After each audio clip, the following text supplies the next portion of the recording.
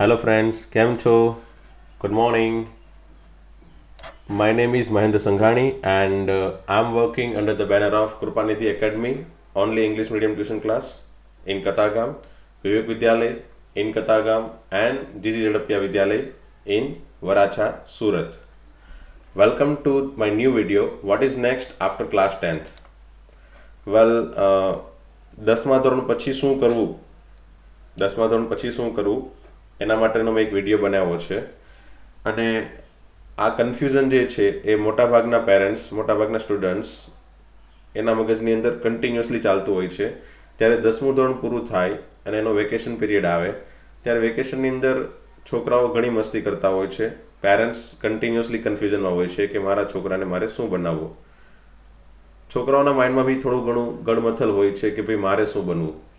ઘણા છોકરાઓ વિચારતા હોય છે કે હું બિઝનેસમેન બની જાઉં, હું કોઈ એન્જિનિયર બની જાઉં, હું પાયલટ બની શકું છું. પેરેન્ટ્સ વિચારતા હોય છે કે એને ડૉક્ટર બનાવીએ, કોઈ સીએ બનાવીએ. તો છોકરાઓ અને પેરેન્ટ્સ વચ્ચે થોડું ઘણું કન્ફ્યુઝન ચાલતું રહેતું હોય છે. મમ્મી કંઈ અલગ વિચારતી હોય છે ડૉક્ટર બનાવવાનું, પપ્પા એમ કહે છે કે એન્જિનિયર બનાવી દઈએ મારા છોકરાને, મારો ભાઈ એમ કહે છે કે ચાલો તું ભાઈ પાયલટ બની જા. અને હું શું વિચારું છું? Continuous question. વેલ, ફોટોગ્રાફર બની શકીએ છીએ, જર્નલિઝમ ન્યૂઝમાં જઈ શકીએ, ન્યૂઝ મીડિયાની અંદર જઈ શકીએ છીએ, કોમર્સ ફિલ્ડમાં આગળ વધી શકીએ છીએ, આર્ટ્સ પોતાની અંદર કોઈ કલા હોય તો એ પણ આગળ વધારી શકીએ છીએ. ઘણી બધી કેટેગરી હોય છે. એના બેઝથી 10મા ધોરણ પછી ગવર્મેન્ટે 3 સેક્ટરમાં 3 ભાગની અંદર મેઇનલી આર્ટ્સ, કોમર્સ અને સાયન્સ એ મેઇનલી 3 ભાગમાં ગવર્મેન્ટે આપણા એજ્યુકેશન સિસ્ટમને વહેંચેલી છે. એની સિવાય અમુક સમયે ઘણીવાર છોકરાઓ અને એના પેરેન્ટ્સ શોર્ટ ટર્મ કોર્સ માટે પણ આગળ વધતા હોય છે, જેવા કે ITI, industrial training institute course, that is ITI and diploma engineering. તો આ 5 કેટેગરીના કોર્સીસમાં મેં 10મા ધોરણ પછીનું એજ્યુકેશનને ડિવાઈડ કરેલું છે. વેલ, એની અંદર પહેલું છે ITI મતલબ ઇન્ડસ્ટ્રીયલ ટ્રેનિંગ ઇન્સ્ટિટ્યૂટ કોર્સ. હવે નવું લાગતું હોય છે જનરલી 10th પછી છોકરાઓને કે આ શું છે. પેરેન્ટ્સને બી નવું લાગતું છે કે આ નામ ક્યાં થયું, અત્યાર સુધી ક્યારેય સાંભળ્યું નહોતું. હવે રીઝન જ એ છે કે નથી સાંભળ્યું કેમ કે આપણે બધા જે એજ્યુકેટેડ લોકો અથવા જે નોન એજ્યુકેટેડ લોકો છે, અનએજ્યુકેટેડ લોકો છે, એને આવા કોઈ ઇન્ડસ્ટ્રીયલ કોર્સની ખબર જ નથી હોતી. વેલ, આ બધા કોર્સ થોડા શોર્ટ ટર્મ હોય છે, નાના પીરિયડના, એટલે કે 3 મહિના, 6 મહિના, વર્ષ દિવસ, 2 વર્ષના. કોઈ કોર્સ કદાચ મોટો 3 વર્ષનો મેક્સિમમ હોઈ શકે. આ બધા કોર્સ એના માટે છે. તો ઇન્ડસ્ટ્રીની અંદર બેઝિક રિક્વાયરમેન્ટ હોય છે. બેઝિક રિક્વાયરમેન્ટ એટલે કે શું? સપોઝ કોઈ ઇન્ડસ્ટ્રી વર્ક કરે છે, પોતાનો કોઈ કેમિકલ પ્લાન્ટ છે, તો ત્યાં ઘણા બધા મશીનરી હોય છે. એ મશીનરીને ઓપરેટ કરવા માટે ઓપરેટરની જરૂર હોય છે. ડાયરેક્ટલી મશીનમાં સ્વિચ ઓન ઓફ કરવું કે પછી કોઈ વસ્તુને ટેકનિકલ ફિલ્ડ ઉપર સોલ્વ કરવી, એ બધા નાના મોટા વર્ક. પછી વાયરમેન હોય છે, ઇલેક્ટ્રિકના વાયરિંગ જે કન્ટિન્યુઅસલી ચાલતા હોય છે, વાયરમાં કોઈ ફોલ્ટ આવ્યો તો એને રિપેર કરવા માટે વાયરમેનની ફિલ્ડ ઉપર જરૂર હોય છે. મિકેનિકની જરૂર હોય છે, કોઈ ઓટોમોબાઈલ ઇન્ડસ્ટ્રી છે. ડ્રાફ્ટમેનની જરૂર હોય છે, કોઈ નાની મોટી ડિઝાઇનમાં નાના મોટા ચેન્જીસ જે કરવાના હોય છે એ ડ્રાફ્ટમેન કરતા હોય છે. તો કોઈ નાના મોટા વર્ક ઇન્ડસ્ટ્રીના જે બેઝિક લેવલના વર્ક છે એ ITI સ્ટુડન્ટ કરી શકે છે. એટલે એના માટેનો કોર્સ કોઈ મોટા પીરિયડનો નથી, કોઈ લાંબો નથી હોતો. સિમ્પલ એને બેઝિક વસ્તુ શીખવાડવામાં આવે છે અને એ ડાયરેક્ટલી ઇન્ડસ્ટ્રીની અંદર જઈને અથવા પોતાનો પણ નાનો કોઈ બિઝનેસ સેટઅપ કરીને વાયરમેન, ઇલેક્ટ્રિશિયન, આ બધી વસ્તુ, પ્લમ્બર એ બની શકતા હોય છે. એની પછી છે ડિપ્લોમા એન્જિનિયરિંગ. વેલ, ડિપ્લોમા એન્જિનિયરિંગ તમને મોટાભાગના પેરેન્ટ્સને અને સ્ટુડન્ટને ખબર હશે કે ભાઈ એન્જિનિયરિંગ એક ફિલ્ડ છે જે 10th પછી પણ ડાયરેક્ટલી કરી શકાય છે, 12th પછી પણ કરાય છે. બટ ઘણીવાર પેરેન્ટ્સ અને સ્ટુડન્ટ વિચારતા હોય છે કે ચાલો એન્જિનિયરિંગ આફ્ટર 12th કરવું તો ડાયરેક્ટલી 10th પછી જ કરી નાખીએ. વેલ, એના અમુક ફાયદા હોય છે, અમુક નુકસાન હોય છે. હું બંને ડિસ્કસ કરીશ. આર્ટ્સ, ઘણીવાર પેરેન્ટ્સ પોતે વિચારતા હોય છે કે મારા છોકરાની અંદર કંઈ નવી કલા છે, પેઇન્ટર બને, પેઇન્ટિંગ સારું કરે છે, પેઇન્ટર બનાવવો છે, રાઇટિંગ સારું કરે છે, પોએમ સારી લખે છે, રાઇટર બનાવવો છે, ફોટોગ્રાફર બનાવવો છે. ઘણા પોતે અલગ અલગ આર્ટ્સને બેઝથી પોલિટિશિયન બનાવવો છે. તો જેવી આર્ટ્સ એવા અલગ અલગ કોર્સીસ. કોમર્સ ફિલ્ડની અંદર accountant, CA, BBA, MBA, BCA, MCA, આ બધા અલગ અલગ ઘણા બધા કોર્સીસ હોય છે. એ પણ હું ડિસ્કસ કરીશ.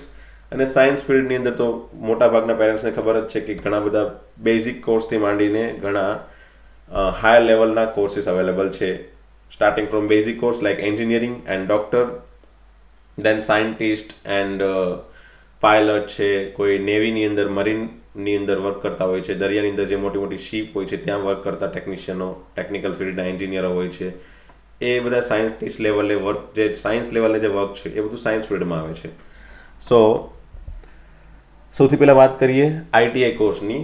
તો અહીંયા મેં થોડાક આઈટીઆઈ કોર્સની અંદર કયા કયા ફિલ્ડ છે થોડા ઘણા મેં લખેલા છે, બધા નહીં, કેમ કે બંચ ઓફ લિસ્ટ છે, કદાચ 100થી બી વધારે બંચ ઓફ લિસ્ટ હશે. મેં અમુક સારા સારા કોર્સીસ જે છોકરાઓ મોસ્ટલી પસંદ કરતા હોય છે એ મેં અહીંયા લીધેલા છે. સૌથી પહેલાં હું કહી દઉં આઈટીઆઈ કોર્સ કોણ પસંદ કરતા હોય છે. તો જનરલી ગામડાની અંદર રહેતા છોકરાઓ, કે જે સમજી લો કે સુરતની આજુબાજુ ગામડા જે છે ત્યાં ઘણા છોકરાઓ એવા હોય છે, ઘણા પેરેન્ટ્સની પરિસ્થિતિ સારી નથી હોતી, તો એ પેરેન્ટ્સ એવું વિચારે છે કે ચાલો મારા છોકરાને અત્યારથી 10th પછી ડાયરેક્ટ જ કોઈ જોબ ઉપર અથવા કોઈ કામ ઉપર લગાડી દેવો વર્કર તરીકે, એના કરતાં બેટર છે કે સરકારે ITI institute, industrial training institute બનાવેલા છે. તો એ ઇન્સ્ટિટ્યૂટની અંદર કોઈ 6 મહિનાનો કે વર્ષ દિવસનો કોર્સ કરાવી દઈએ અને કોઈ સારી ઇન્ડસ્ટ્રીમાં એને as a worker, as a plumber, as a mechanic, as a electrician આ બધી ફિલ્ડમાં વર્ક અપાવી શકીએ. વેલ્ડર છે, વેલ્ડરની ઘણી બધી ડિમાન્ડ હોય છે. સો ફિટર છે, વેલ્ડર છે, આ કોઈ fabrication industry like L&T, Reliance, ઇસ્ટેક, ઘણી બધી ઇન્ડસ્ટ્રી છે કે જે વેલ્ડર અને ફિટરને પોતે જોબ આપતી હોય છે. ગલ્ફ કન્ટ્રી, દુબઈ અને આ બધી કન્ટ્રીની અંદર વેલ્ડર ફિટરની ઘણી બધી ડિમાન્ડ છે. ત્યાં સારો એવો સેલરી આપે છે, 50,000 60,000થી માંડીને લાખ. સારો એવો વેલ્ડર છે અને સારી કેટેગરીમાં ત્યાં બી એક્સ્ટ્રા કોર્સિસ કરેલા છે. અને એક્સ્ટ્રા કોર્સિસ મતલબ આઈટીઆઈ ઇન્સ્ટિટ્યૂટ સિવાય બી ઘણા બધા વેલ્ડરને બેઝથી હાયર લેવલના કોર્સ આવે છે. જો એ બધા કોર્સિસ જો એ લોકો કરતા હોય તો એને સારી એવી સેલરી ત્યાં મળતી હોય છે ગલ્ફ કન્ટ્રીમાં, કેમ કે ત્યાં કન્ટિન્યુઅસલી રિક્વાયરમેન્ટ હોય છે. બટ આ બધા વર્ક જે છે ને ફિલ્ડ ઉપરના વર્ક છે, એટલે કે તમારે ખુદને લાઈક વેલ્ડિંગ કરવું પડશે, પ્લમ્બિંગ કરવું પડશે, વાયરિંગ કરવું પડશે, ડ્રાફ્ટિંગ, કાર્પેન્ટિંગ, આ બધી વસ્તુ તમારે ખુદને કરવી પડતી હોય છે. અને ત્યાં તમે એઝ અ મેનેજમેન્ટ ફિલ્ડમાં નહીં જઈ શકો, મતલબ તમે કોઈ ઓપરેટ નથી કરાવતા, તમે ઓપરેટ ખુદ કરો છો, તમે ખુદ વર્કર છો અને તમારે કોઈ એન્જિનિયર અથવા કોઈ તમારા મેનેજરના અંડરમાં વર્ક કરવું પડતું હોય છે. સો બેઝિક લેવલના કોર્સ છે આઈટીઆઈમાં. જો તમારી પાસે ફાઇનાન્શિયલ કન્ડિશન સારી નથી તો હું એડવાઇસ આપીશ કે તમે આ કોર્સ પસંદ કરી શકો છો. 6 મહિના, વર્ષ દિવસ, મેક્સિમમ 2 વર્ષના કોર્સીસ હોય છે. દેન સેકન્ડ છે એન્જિનિયરિંગ ડિપ્લોમા. ડિપ્લોમા કોર્સીસ ઘણીવાર 10th પછી પેરેન્ટ્સ એવું વિચારતા હોય કે ભાઈ હું મારા છોકરાઓને એન્જિનિયર બનાવું. તો એન્જિનિયરિંગ પોસિબલ છે આફ્ટર 10th. ઓલમોસ્ટ જે 12th પછી જેટલા બી એન્જિનિયરિંગ કોર્સ છે એ બધા કોર્સીસ અવેલેબલ છે 10th પછી પણ. હવે હું એવું કહી દઉં કે ભાઈ એન્જિનિયરિંગને એકચ્યુઅલી એ લોકોએ 2 ભાગમાં ડિવાઈડ કરેલી છે, diploma courses and degree courses. 10મા ધોરણ પછી છોકરો ડિપ્લોમા કોર્સીસમાં એડમિશન લેતો હોય છે, 3 વર્ષનો કોર્સ, અને 12th પછી છોકરો ડાયરેક્ટલી ડિગ્રી એન્જિનિયરિંગ કોર્સમાં એડમિશન લેતો હોય છે, 4 વર્ષનો કોર્સ. તો ડિગ્રી એન્જિનિયરિંગ ઓબ્વિયસલી એની કરતાં ઉપરની કેટેગરીમાં આવે. હવે કોઈ છોકરો સમજી લો કે 10મા ધોરણ પછી ડિપ્લોમામાં જાય છે અને પછી એને ડિગ્રીમાં જવું છે તો એ પોસિબલ છે. તો એને ટોટલ 10th પછી 3 વર્ષનો ડિપ્લોમા કોર્સ અને 3 વર્ષનો ડિગ્રી કોર્સ, એમ ટોટલ 6 વર્ષના કોર્સની અંદર એ ડિગ્રી એન્જિનિયર બનતો હોય છે. અને 10th પછી જો એ 2 વર્ષનો સાયન્સની અંદર મેથેમેટિક્સ ફિલ્ડમાં આગળ વધે અને 12th પૂરું થાય પછી ડાયરેક્ટલી 4 વર્ષનો ડિગ્રી કોર્સ કરે તો પણ એ, એટલે કે 2 + 4 અગેન 6 યર્સની અંદર આફ્ટર 10th 6 વર્ષની અંદર એ ડિગ્રી એન્જિનિયર બનતો હોય છે. હવે હું એમ કહું કે ભાઈ બેઝિક ડિફરન્સ શું છે? બંને 6 વર્ષે ડિગ્રી એન્જિનિયરિંગ પૂરું કરતા હોય છે, તો બેઝિક ડિફરન્સ શું છે? તો ડિપ્લોમા કોર્સ કરવાનો એક ફાયદો એ કે તમે 3 વર્ષનો કોર્સ પૂરો કર્યા પછી તમે એઝ અ ડિપ્લોમા એન્જિનિયર બની ગયા હશો તો તમે કોઈ ઇન્ડસ્ટ્રીમાં ડિપ્લોમા એન્જિનિયર તરીકે વર્ક કરી શકો છો. તમારી પોસ્ટ બેઝિક લેવલની હોય છે, અહીં તમારે ઘણી પ્રગતિ કરવા માટે, આગળ પ્રમોશન લેવા માટે ઘણા વર્ષો લાગતા હોય છે. બટ હા, તમને as a engineer, diploma engineer તરીકે તમને પોસ્ટ મળતી હોય છે ઇન્ડસ્ટ્રીમાં, એ એક ફાયદો છે. બટ નુકસાન, જો તમારે ડિગ્રી લેવલનો કોર્સ પૂરો કરવો હોય આફ્ટર 10th, ડિપ્લોમા પછી ડિગ્રી પણ કરવું હોય અને આગળ માસ્ટર પણ કરવું હોય અને આગળ પણ ભણવું હોય તો હું એડવાઇસ નથી આપતો કે તમે ડિપ્લોમા કરો, કેમ કે ડિપ્લોમા પૂરું કર્યા પછી ડિગ્રીમાં એડમિશન લેવા માટે સરકારે 10% સીટ જ આપેલી છે, અવેલેબલ છે. એ 10% સીટની અંદર એડમિશન લેવા માટે ખૂબ પડાપડી હોય છે, અને એ 10% સીટની અંદર જનરલી છોકરો ખૂબ સારા પર્સન્ટેજ ડિપ્લોમામાં જો લાવ્યો હોય તો જ એને ડિગ્રીમાં સારી કોલેજની અંદર એડમિશન મળતું હોય છે. બટ એની જગ્યાએ સપોઝ તમે 12થની અંદર સાયન્સમાં મેથેમેટિક્સ સાથે 12th પાસ આઉટ કર્યું છે, તમારા સમજી લો કે 50, 55 યા 60% છે, તમને જે જગ્યાએ એડમિશન, જે કોલેજમાં એડમિશન ડિગ્રી માટે મળે છે, એ જ સિમિલર કોલેજની અંદર એડમિશન લેવા માટે ડિપ્લોમા સ્ટુડન્ટને 80-75% ડિપ્લોમા કોર્સની અંદર લાવવા પડતા હોય છે. સમજી લો કે કોઈ એક મિકેનિકલ એન્જિનિયર ડિપ્લોમા કરે છે, ડિપ્લોમા ઇન મિકેનિકલ પૂરું કર્યું છે, એને 75% છે, અને કોઈ XYZ કોલેજમાં એડમિશન મળે છે, તો એ જ સેમ XYZ કોલેજમાં ડિગ્રીમાં એડમિશન લેવા માટે 12th પછી જસ્ટ ખાલી 60-65%ના બેઝથી પણ એડમિશન મળતું હોય છે. એનું મેઇન રીઝન એ છે કે 90% સીટ ડિગ્રીની 12થના બેઝથી ભરાય છે, અને 10% સીટ ડિપ્લોમાના બેઝથી ભરાય છે. આથી કોમ્પિટિશન આગળ વધવા માટે ઘણું મોટું હોય છે એના માટે. બટ હા, મેં કીધું ફાયદા પણ છે અને નુકસાન પણ છે. જો ફાઇનાન્શિયલી કોઈ કન્ડિશન સારી ન હોય અને પેરેન્ટ્સને એવું વિચારવું હોય છે કે જો મારા છોકરાને એન્જિનિયર બનાવવો છે તો શું કરાય, તો ફાઇનાન્શિયલ સેક્ટર સારું નથી અને એન્જિનિયર બનાવવો છે તો મારી એડવાઇસ છે કે તમે 10th પછી ડિપ્લોમા કોર્સની અંદર એડમિશન લેવડાવી લો અને ડાયરેક્ટલી એને જોબ ઉપર લગાડી દો. બટ જો સપોઝ ફાઇનાન્શિયલી કોઈ પ્રોબ્લેમ નથી, તમારા છોકરાને તમારે ઘણા આગળ વધારવો જ છે, ભણાવવો જ છે, અથવા સ્ટુડન્ટને બી ઈચ્છા છે કે મારે ઘણું બધું ભણવું છે, ડિપ્લોમા નથી કરવું, ડિગ્રી કરવો છે, માસ્ટર કરવો છે, PhD કરવું છે, ઘણા બધા કોર્સીસ અવેલેબલ છે, માસ્ટર ડિગ્રીમાં MBA કરવું છે, તો જો સાયન્ટિસ્ટ ફિલ્ડમાં જવું છે, પાયલટ ફિલ્ડમાં જવું છે, ઘણા બધા કોર્સીસમાં જવું છે, તો મારી એડવાઇસ એ છે કે વધારે ભણવું હોય, આગળ વધવું હોય તો તમે ડિગ્રી કોલેજની અંદર એડમિશન લો. એટલે કે એ પોસિબલ કરવા માટે શું પોસિબિલિટી છે હું આગળ વિડીયોમાં સાયન્સ ફિલ્ડની અંદર સમજાવીશ. ઓકે, દેન ત્રીજો કોર્સ છે આર્ટ્સ. ઓકે, મેં એકવાર પાછું કહી દઉં કે મેં આપણા જે 10th પછીના કોર્સને 5 કેટેગરીમાં ડિવાઈડ કર્યા છે. આઈધર તમે ITI કોર્સીસ પસંદ કરી શકો, ક્યાં તો ડિપ્લોમા એન્જિનિયરિંગ કોર્સ પસંદ કરી શકો છો, ક્યાં તો આર્ટ્સ, કોમર્સ અને સાયન્સ આ 3 ફિલ્ડમાંથી કોઈ પણ એક ફિલ્ડમાં જઈ શકો છો. 11મું ધોરણ અને 12મું ધોરણ તમે આર્ટ્સ અને કોમર્સ અથવા સાયન્સમાં કાઢી શકો છો.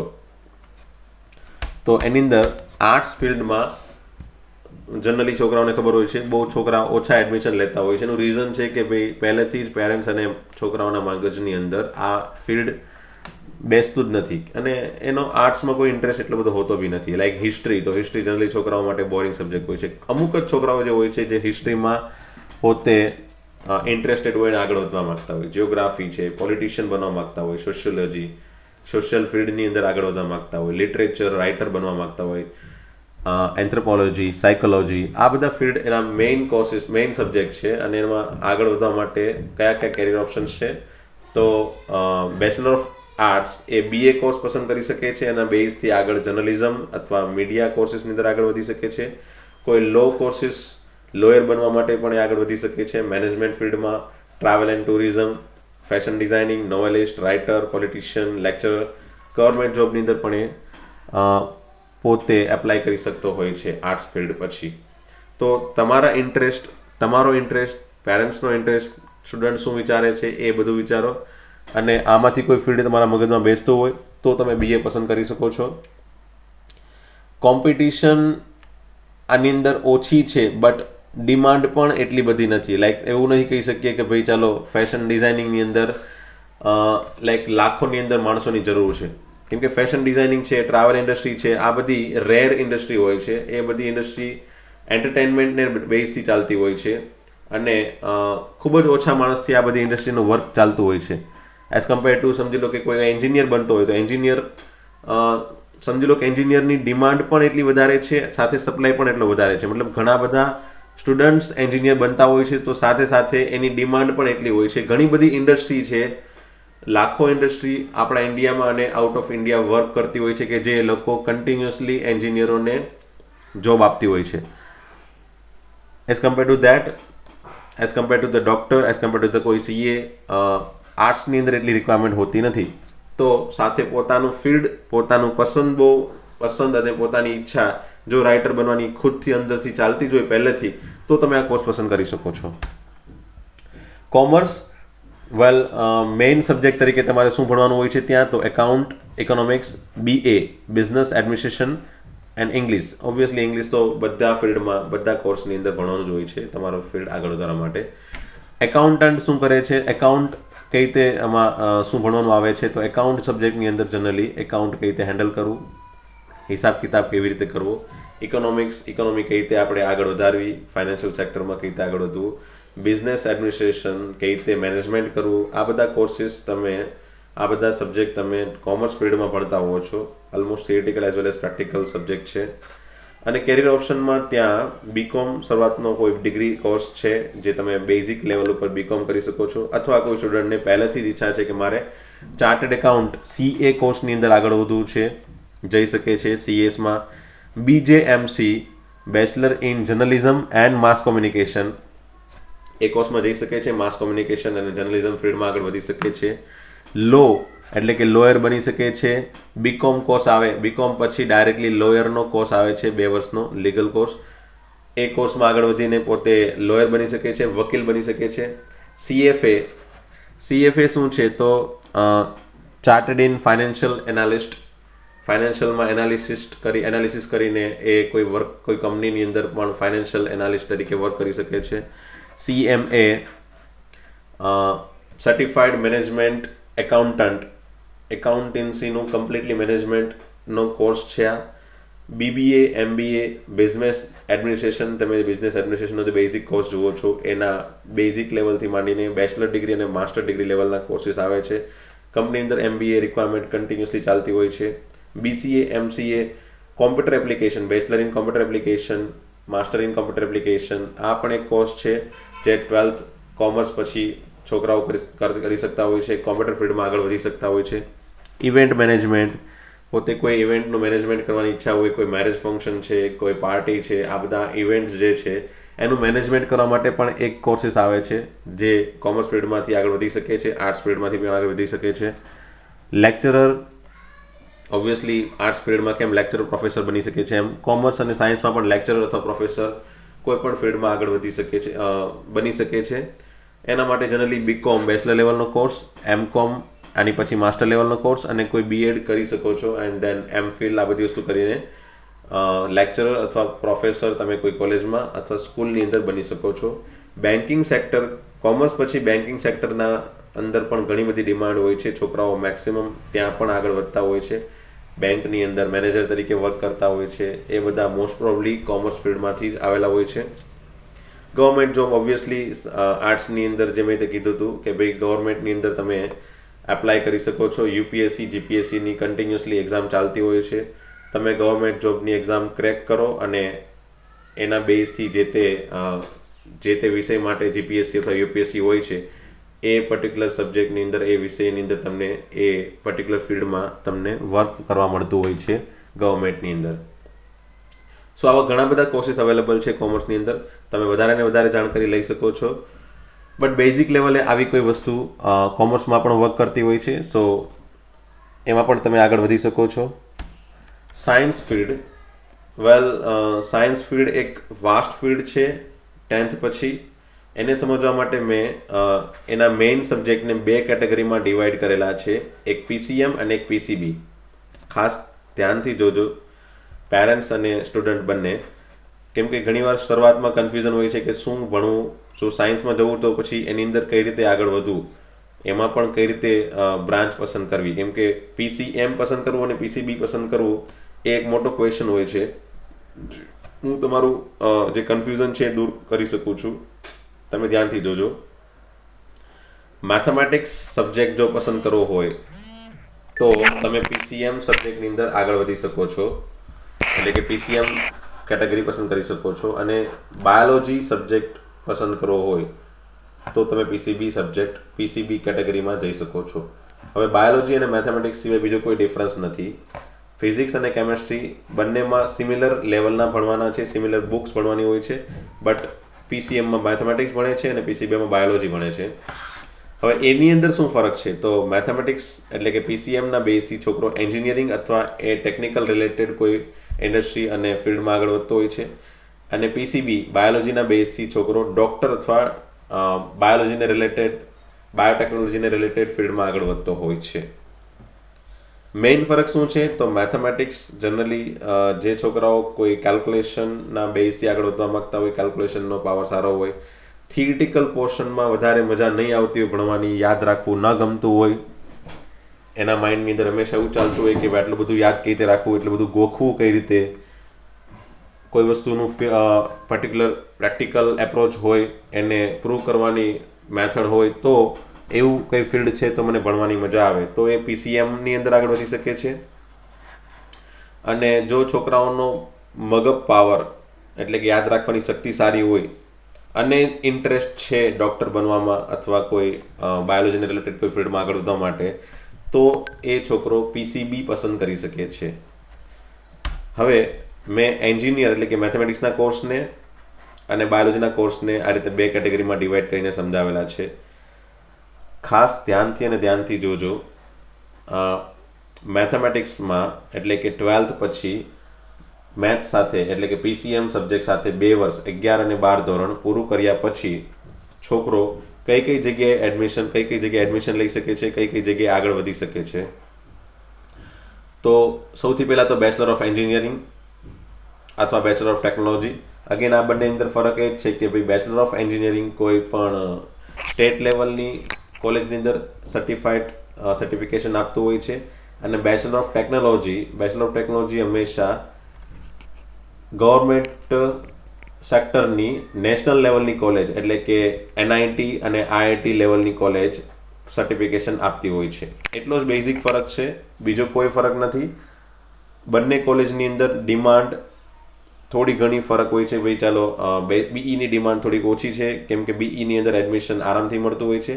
બીટેકની ડિમાન્ડ હાયર છે, કેમ કે ત્યાં એડમિશન આરામથી મળતું નથી હોતું. ત્યાં પણ JEE જેવી એક્ઝામ તમારે ક્રેક કરીને એડમિશન લેવું પડતું હોય છે. 12thના પર્સન્ટેજ સિવાય JEE નામની કોઈ એન્ટ્રન્સ એક્ઝામ છે એને ક્રેક કરવી પડે છે, અને એના બેઝથી તમને નેશનલ લેવલની કોલેજ એટલે કે NIT અથવા IITની અંદર એડમિશન મળતું હોય છે.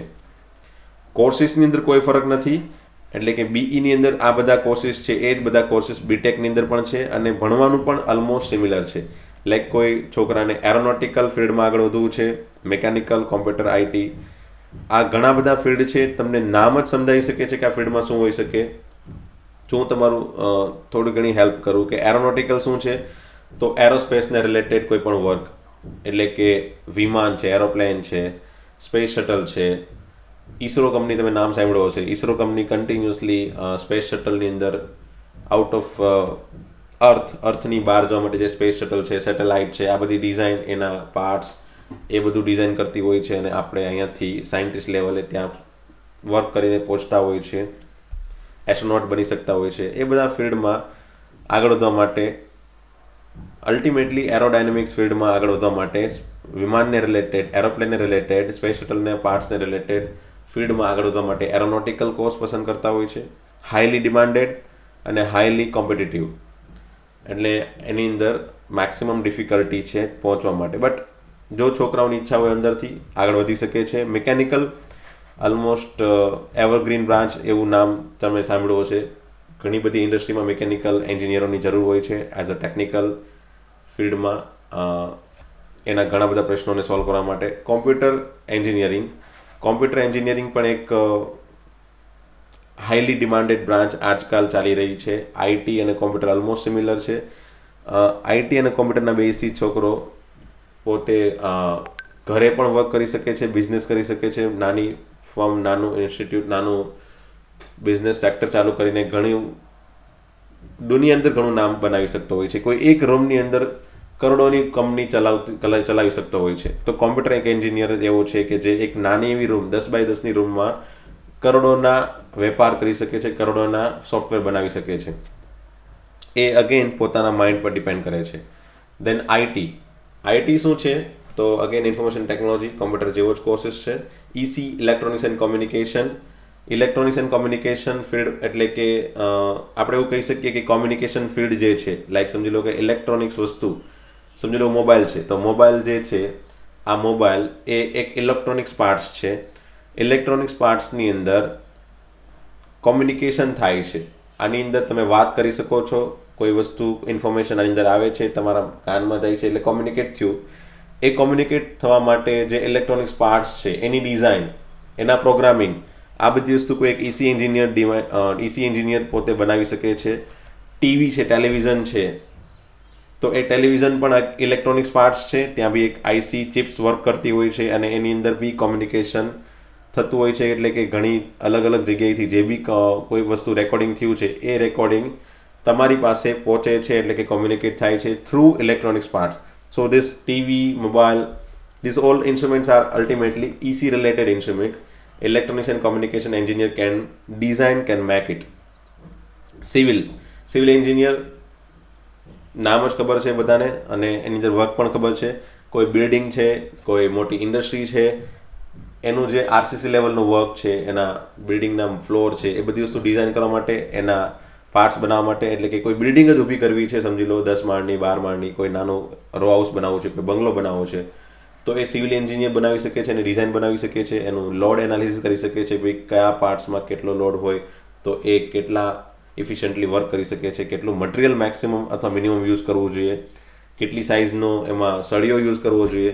વેલ, બિકોઝ ઓફ ધ એક્સપિરિયન્સ આજે તો ઘણા બધા કોન્ટ્રાક્ટર પોતે એક્સપિરિયન્સના બેઝથી કહી દેતો હોય છે કે ચાલો ભાઈ 10 mm અથવા 10 mm, 20 mm, 15 mm સળિયો યુઝ કરો. ઓબ્વિયસલી એ લોડ કેચઅપ કરી લેશે, એ લોડથી વધારે જરૂર નથી અથવા ઓછી જરૂર નથી.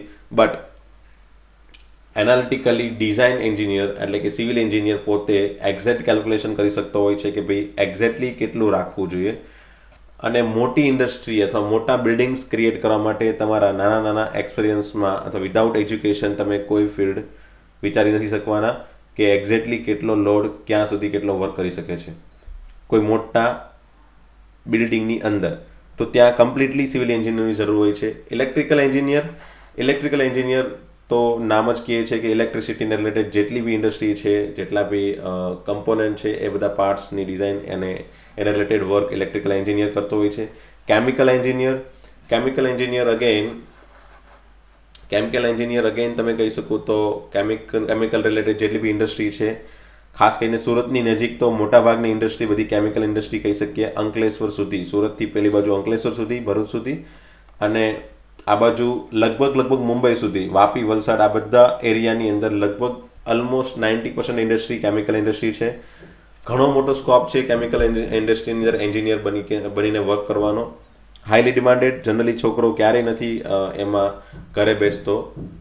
આરામથી એને મિનિમમ 10,000, 15,000થી લઈને 25,000, 30,000નું સ્ટાર્ટિંગ પેકેજ મળતું હોય છે, કેમ કે સુરતની નજીક છે અને આરામથી એડમિશન પોતે જોબ કરી શકે છે. મરીન એન્જિનિયર, કોઈ સી લેવલે વર્ક છે, દરિયાની અંદર જે એન્જિનિયરો વર્ક કરતા હોય છે, ગવર્મેન્ટ સેક્ટરની અંદર મોટી શિપ છે, ત્યાં મરીન એન્જિનિયર વર્ક કરતા હોય છે, એ લોકો ફિલ્ડ સંભાળતા હોય છે. ઓટોમોબાઈલ એન્જિનિયર, વ્હીકલના પાર્ટ્સ, વ્હીકલ જેવા કે ટ્રક, કાર, બાઇક, આ બધા મોબાઈલ બાઇક જે છે એ બધી વસ્તુના પાર્ટ્સની ડિઝાઇન અને એનું હેન્ડલિંગ, આખું મેનેજમેન્ટ ઓટોમોબાઈલ એન્જિનિયર કરી શકતા હોય છે. અગેન હાઈલી ડિમાન્ડેડ છે આજકાલ, કેમ કે દર બીજા દિવસે નવી બાઇક અને નવી કાર બહાર પડે છે અને છોકરાઓ અથવા પેરેન્ટ્સ પણ પોતે કન્ટિન્યુઅસલી અથવા કોઈ પણ માણસ, એક જનરલ પબ્લિક પોતાની બાઇક અથવા પોતાનું એક સારો એવો કાર, પોતાની સારી કાર અથવા પોતે સારી એવી જગ્યાએ, સારી એવી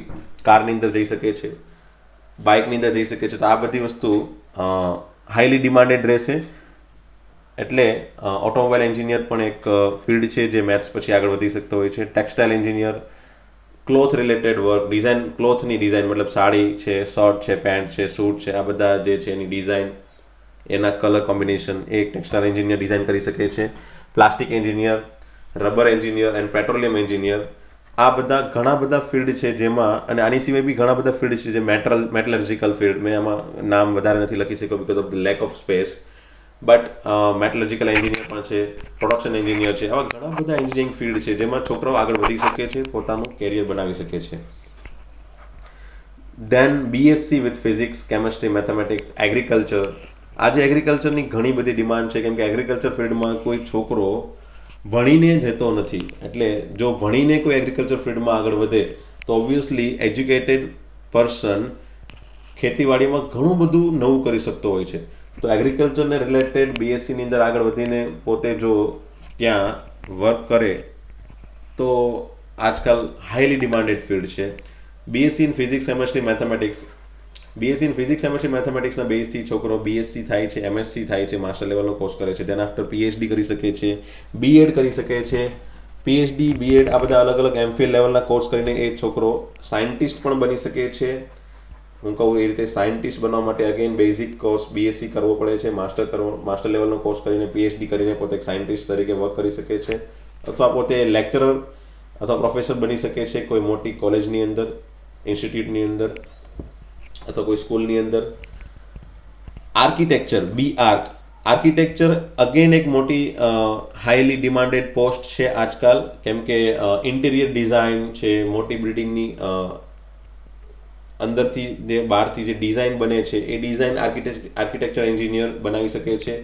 કેવી દેખાવી જોઈએ કોઈ બિલ્ડિંગ, કોઈ બંગલો, તો એ કોઈ આર્કિટેક્ચર એન્જિનિયર ડિઝાઇન કરી શકે છે. અને આજકાલ અગેન હાઈલી ડિમાન્ડેડ ફિલ્ડમાં છે. છોકરાઓને ઘણો બધો ઇન્ટરેસ્ટ હોય છે કે પોતે આર્કિટેક્ટ બને.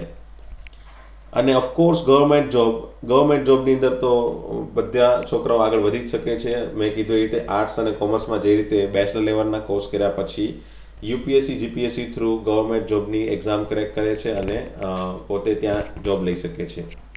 હવે ગવર્મેન્ટ જોબની થોડુંક તમને કહી દઉં કે ગવર્મેન્ટ જોબની અંદર બેચલર ઓફ આર્ટ્સ એટલે કે આર્ટ્સના અંદરથી, કોમર્સના અંદરથી અને સાયન્સના અંદરથી ત્રણ ફિલ્ડમાંથી ઓલમોસ્ટ બધી પોસ્ટ પર એપ્લાય કરી શકે છે. મતલબ કોઈ એક સાયન્સનો સ્ટુડન્ટ અથવા કોમર્સ અથવા આર્ટ્સ ત્રણ સ્ટુડન્ટ એક સાથે ઘણી બધી ગવર્મેન્ટ જોબની અંદર એપ્લાય એક સાથે કરી શકે છે. તો એક થોડોક બેઝિક ડિફરન્સ છે કે ભાઈ કઈ રીતે ઇઝી પડશે ગવર્મેન્ટ જોબ લેવામાં. તો હું એમ કહું કે ભાઈ ગવર્મેન્ટ જોબની અંદર જે એક્ઝામ આવે છે યુપીએસસી, જીપીએસસીની, એ જે એક્ઝામ છે એ એક્ઝામની અંદર ઘણા બધા સબ્જેક્ટ હોય છે. એની અંદર કમ્પલસરી સબ્જેક્ટ મેથ્સ છે. ઓલમોસ્ટ 30-40% પાર્ટ, સમજી લો કે 100 માર્ક્સનું પેપર છે તો 30-40 માર્ક્સનું તો ઓનલી મેથેમેટિક્સ હોય છે. અને એ મેથેમેટિક્સ પણ ઇન્ટરમીડિયેટ લેવલનું હોય છે કે એટલે કે મીડિયમ લેવલનું હોય છે, કેમ કે આર્ટ્સનો સ્ટુડન્ટ મેથેમેટિક્સને એટલું જલ્દીથી સોલ્વ નથી કરી શકતો, કોમર્સનો સ્ટુડન્ટ પણ એટલું મેથેમેટિક્સને સોલ્વ કરી શકતો નથી. એટલે બધાના લેવલને મેચઅપ થાય એવું ઇન્ટરમીડિયેટ લેવલનું મેથેમેટિક્સ ગવર્મેન્ટ જોબની અંદર એન્ટ્રન્સ એક્ઝામની અંદર આવતું હોય છે. હવે એ જે ઇન્ટરમીડિયેટ લેવલનું એટલે કે મીડિયમ લેવલનું મેથેમેટિક્સ સાયન્સનો સ્ટુડન્ટ અને એમાં બી સ્પેશિયલી મેથેમેટિક્સનો સ્ટુડન્ટ આરામથી ક્રેક કરી શકે છે. તો ગવર્મેન્ટ જોબની અંદર તમે આગળ વધવા માગતા હોય તો મેથેમેટિક્સ ફિલ્ડ થ્રુ, સાયન્સની અંદર મેથેમેટિક્સ ફિલ્ડ થ્રુ એક એક્સ્ટ્રા પ્લસ પોઝિટિવ પોઈન્ટ તમને સબ્જેક્ટ લેવલે મળી શકે છે. તો એક ફાયદો છે. ઓબ્વિયસલી મર્ચન્ટ નેવી અને ડિફેન્સ સેક્ટરની અંદર આગળ વધવા માટે એક એનડીએ કરીને એક એન્ટ્રન્સ એક્ઝામ આવે છે 12th પછી. આ 2 વર્ષની અંદર 11th અને 12thની અંદર છોકરાઓ એનડીએની પ્રિપેરેશન કરતા હોય છે.